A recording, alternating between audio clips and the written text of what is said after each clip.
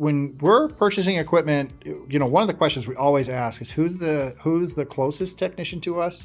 And if they're within driving distance, that's a big plus. Yeah. If they're not within driving distance, are they in a major airport so that they can get to us without taking a connected flight, right? And basically how fast can they get to us?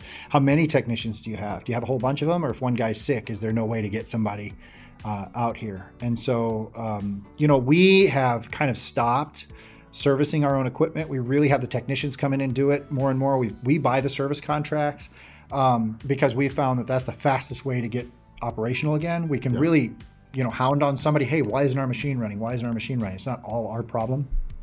And that's just because of how fast we produce things. That also saves us, if you have the service contract and you have a technician in here, it also saves the argument later on down the road. If you don't like the way that technician is performing or something, then you're not like, well, I paid you to come here and you didn't do this, this, and this, and it's not that really, well, it's in the service contract, so there. If they take a little bit longer to fix it, you're not getting billed for those hours and things generally with service contracts, but that in regards to service contracts, we are huge fans of service contracts, huge fans of technicians. I used to not buy service contracts for anything personally. I still don't buy a lot of service contracts for stuff personally, but for our business, when downtime is very, very expensive. I mean, not only is it like costing us and our clients money, but it's hurting our brand. Getting back up and running is critical. And so everybody that we can kind of bring into that loop is really important to us. So I would say, and I think how do you know if a company has good technicians? So there's really two major categories that technicians fall into, right? One category is, can we get this back up and running for the lowest cost possible? Okay. And you're going to see that they're going to spend tons of time with you on the phone. They're going to try and get you to do things. They're going to ground you parts, ship them UPS ground or whatever. And then you've got technicians, like we experience with most of the equipment that we buy. We have technicians that are like, I'm going to get out there tomorrow and I'm going to overnight a bunch of parts. So when I get there, we're going to replace everything we need to replace and get this running. And not only am I going to send the part that I think is the problem, I'm going to send the second and third part that might be the problem as well. Yeah.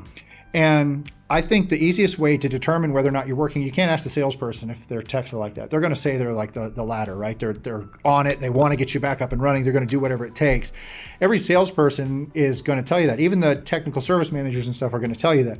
What you need to do is find somebody who's running it, who runs this equipment. Preferably somebody like, find them on the Facebook groups or something like that. But even the referrals from the manufacturers are good. And ask them, the last time you needed parts, was the default to overnight the parts to your facility, or was the default to ground your parts to the facility? I mean, that's the simplest thing you can do.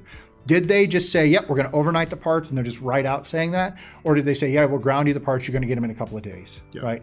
And that question is, and so for Durst, they overnight everything. They don't even ask us because they know we need to be back up and running right away. If it's got us down, everything's being overnighted.